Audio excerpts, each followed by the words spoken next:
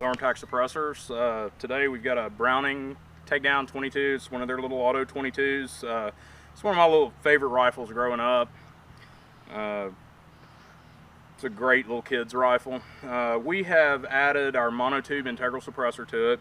It's still a takedown, still functions the same way.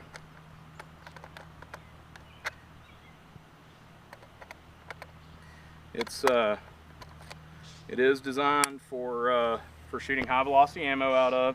We're shooting Remington Golden bullets, just the bulk pack stuff today. See what the little rifle sounds like.